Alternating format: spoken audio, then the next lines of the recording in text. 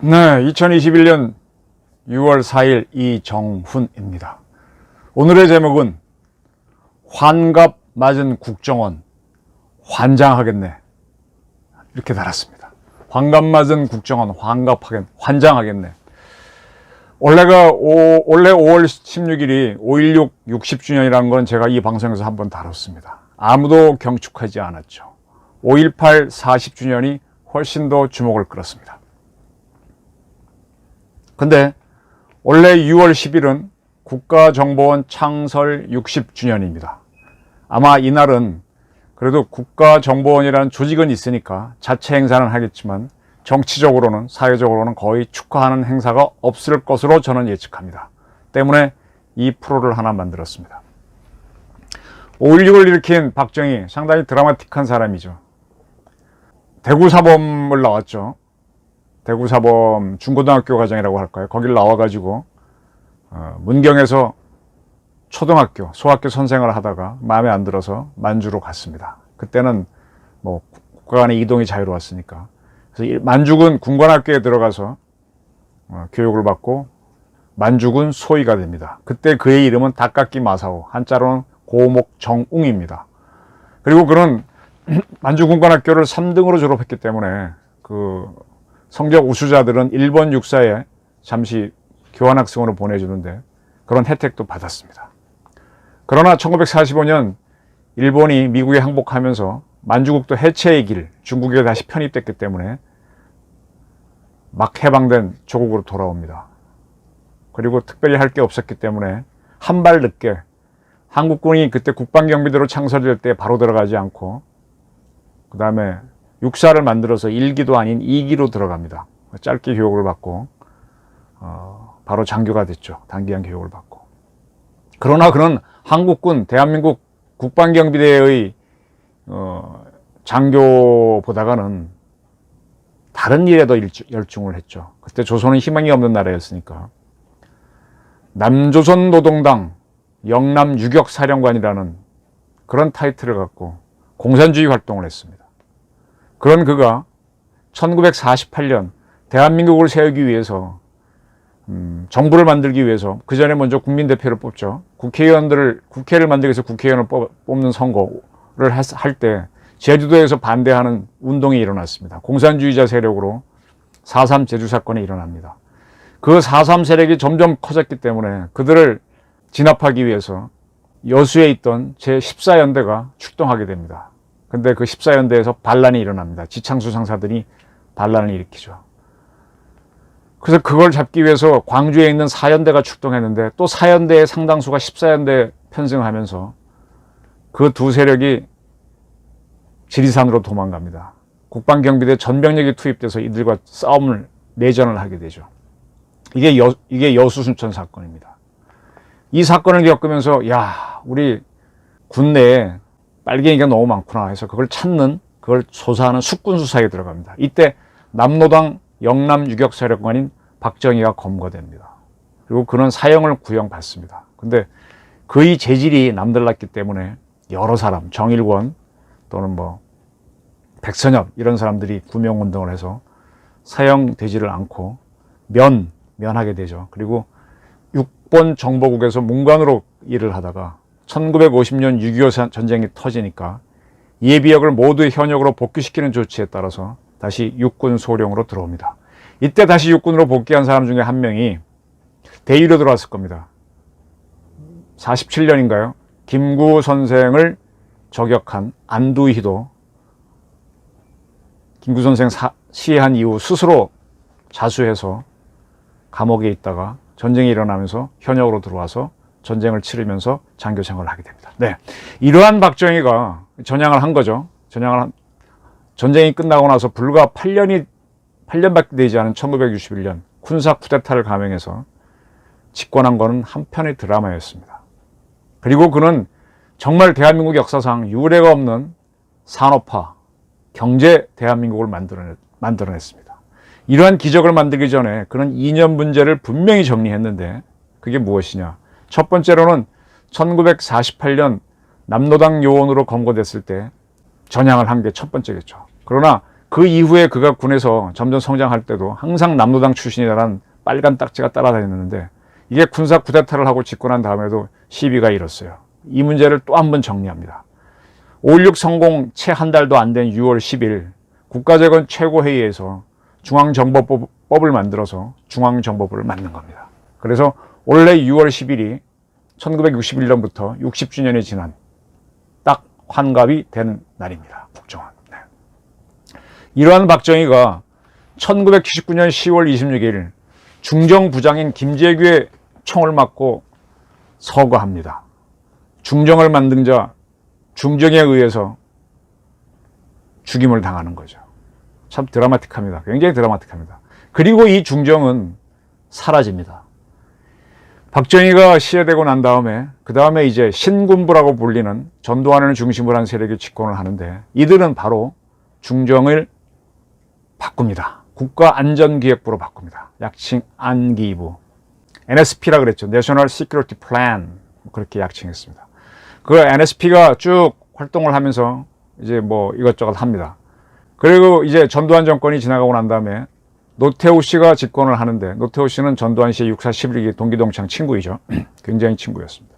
근데 노태우 집권한 해에 바로 총선에서 야권 세력이 대약진을 하면서 여소야대, 즉 민정당이 그때 여당이죠. 소수이고 야당이 다수인 상황이 벌어집니다. 그러니까 그때 민정당에서는 상대적으로 손을 잡을 수 있는 김영삼, 김종필 이 이끄는 두 정당과 합당을 시도해서 민자당을 만듭니다. 민정당이 민자당으로 확장이 됩니다.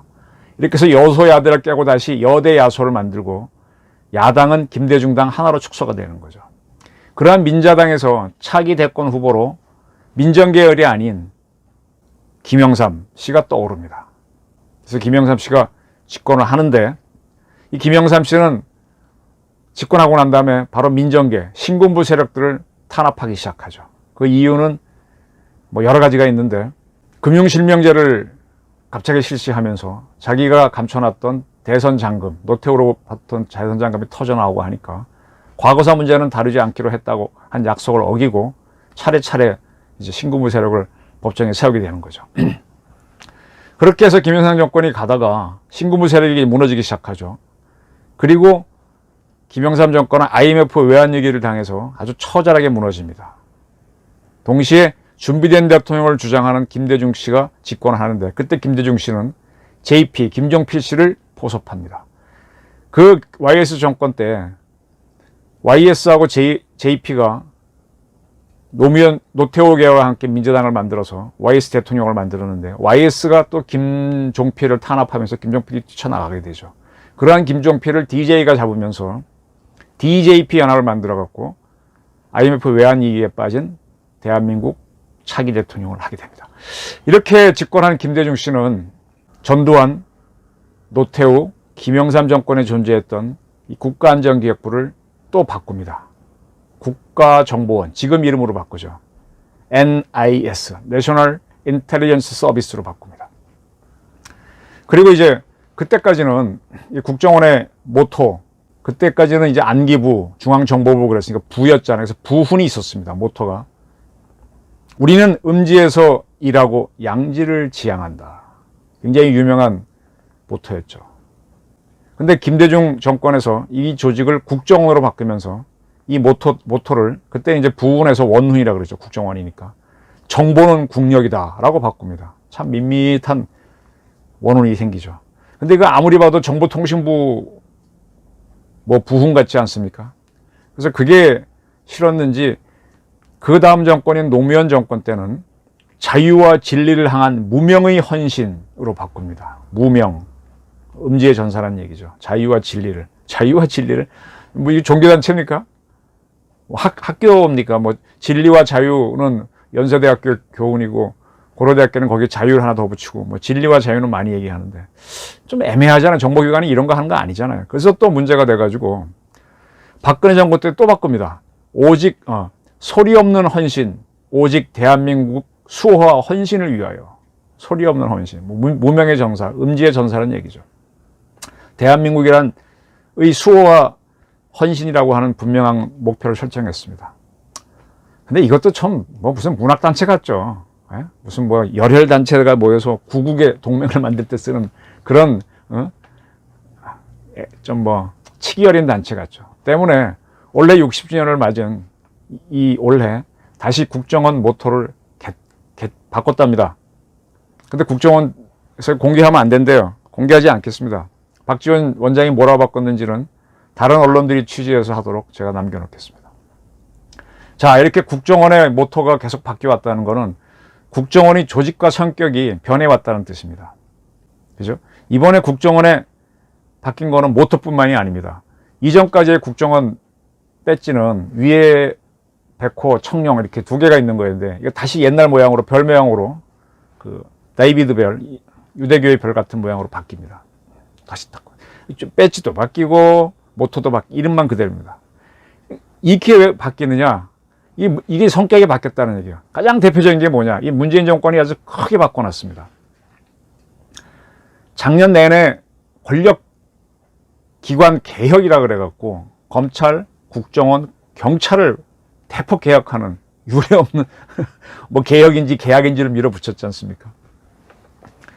이때 이제 국정원은 검찰 개혁을 갖고 윤석열 총장하고 치고받고 싸운 거는 잘 알려진 얘기고, 경찰은 대체로 이제 조직이 커지고 하는 거니까 조용히 있었고, 경찰은 이제 경찰청 밑에 국가수사본부를 둔다는 정도로 개편이 됐고, 이 국정원은 거의 난도질을 당했죠. 이쪽에는 윤석열 같은 그런 사람도 없었으니까 그냥 칼을 맞았습니다. 그 칼이 뭐냐? 가장 대표적인 게 작년에 통과된 거죠.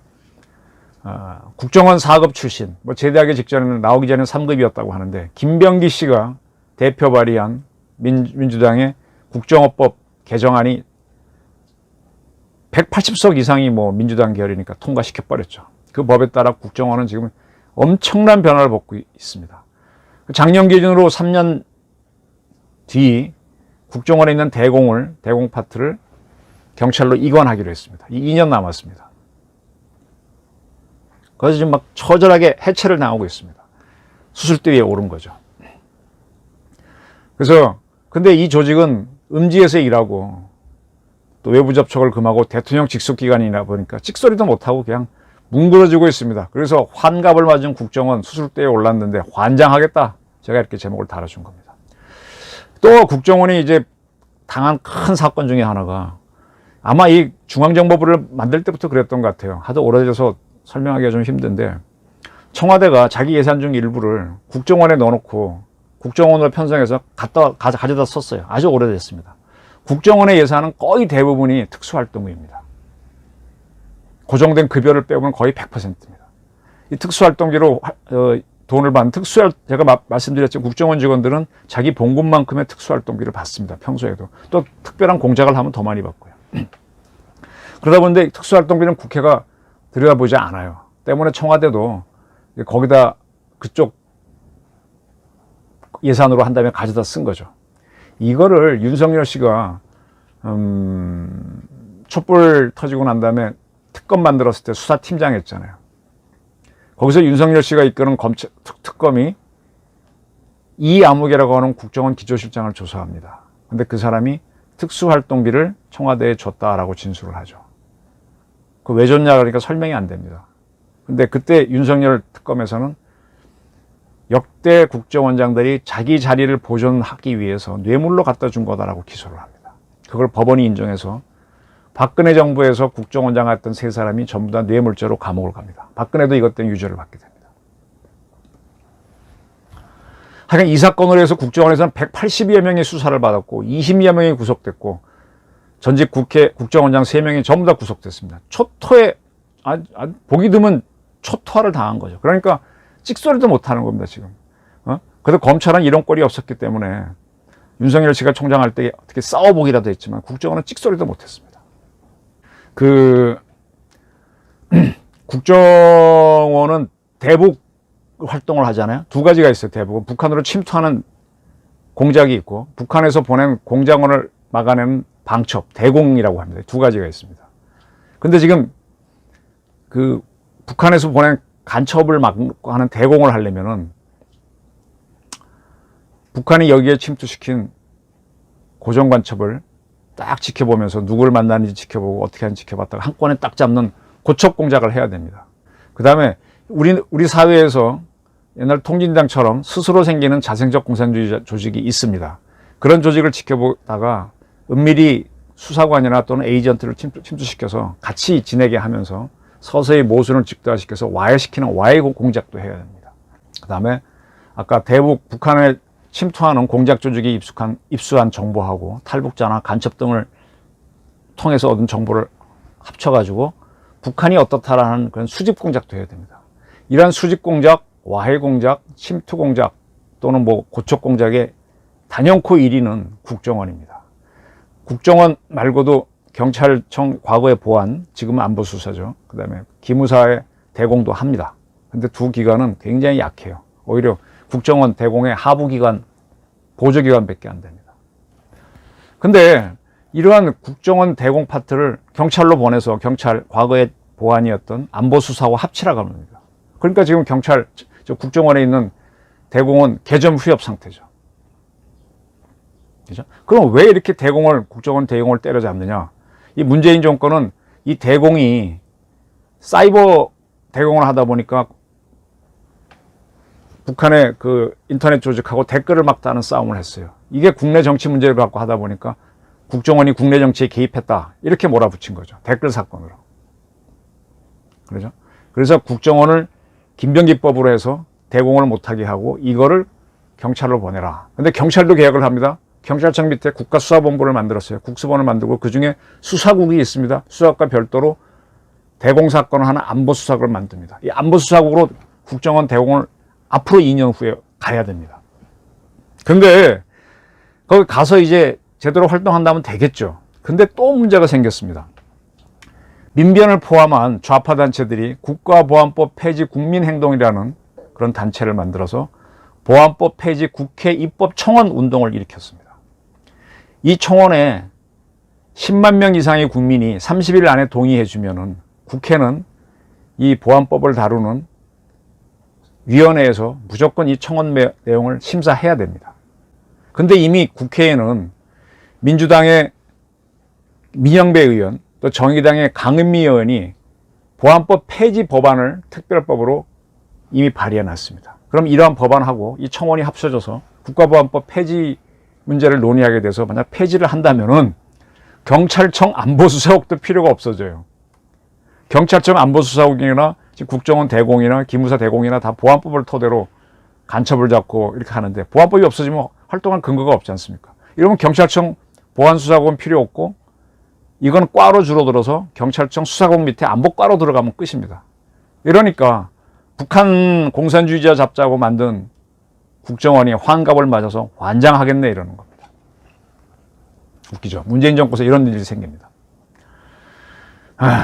그러면 이제 김병기 법안이 통과됐기 때문에 국정원은 해외정보기구, 대북정보기구, 즉 공작을 하는 기관으로 변모해야 된다. 그건 제대로 되고 있느냐?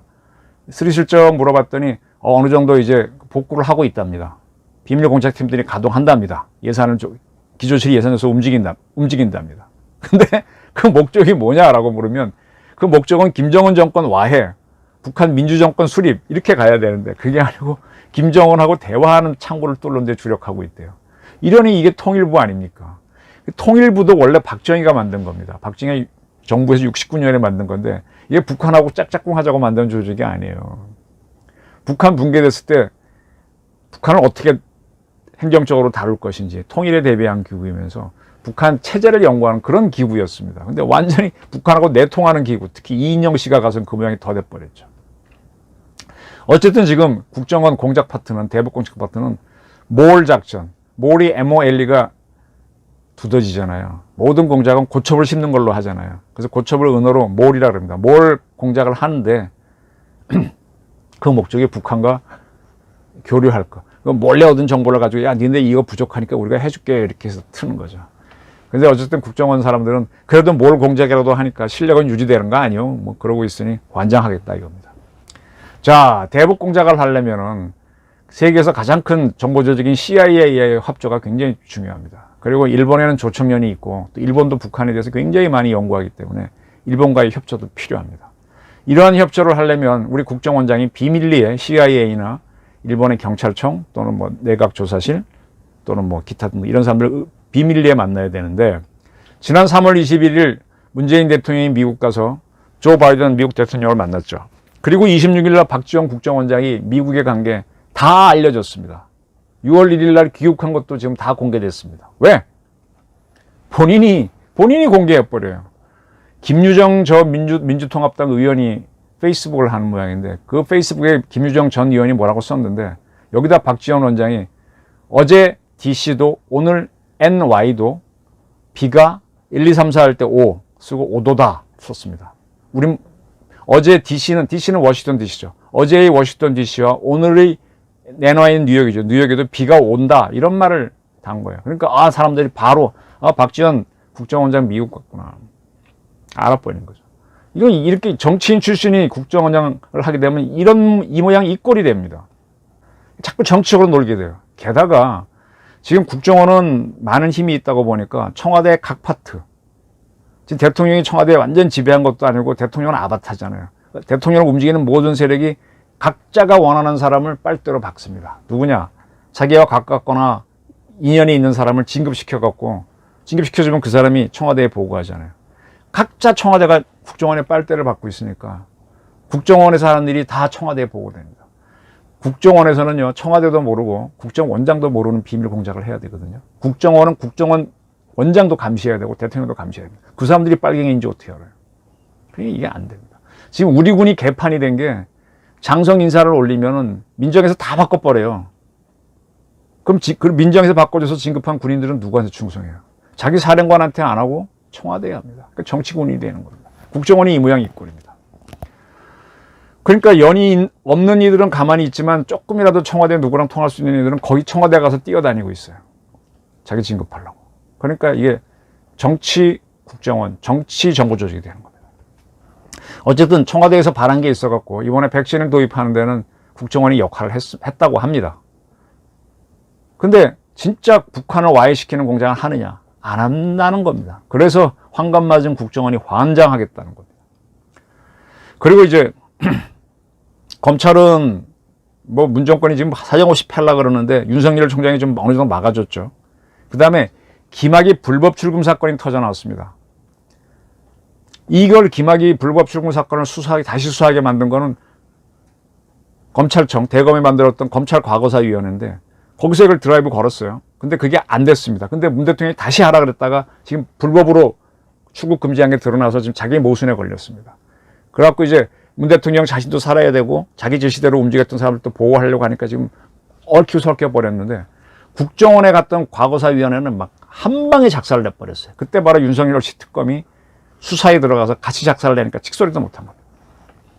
자, 국정원 60년 역사에서 이렇게 깨진 적이 있을까요? 12.12 세력이 들어와서 안기부로 바꿀 때 국정원이 중정이 많이 무너졌다고 하지만 그래도 이 정도는 아니었습니다. 아마 이번 6월 10일이 되면은 1987년 그때 6월 민주항쟁이라고 하는 게 일어났죠. 그걸 경축할 겁니다. 국정원 60주년은 또 수면으로 5.16 60주년처럼 소리 없이 지나갈 겁니다. 이게 뻔한 거기 때문에 국정원 직원들을 제가 직접 만났다 그러면 또 거기 난리가 날 테니까 예비역들이 이렇게 얘기합니다. 한갑인데 환장할 지경이다. 국정원이 다른 방면으로 너무 정치화됐다. 어쩌자는 거냐. 자, 국정원 60주년을 전하는 제가 환장할 지경입니다. 이게 나랍니까? 감사합니다.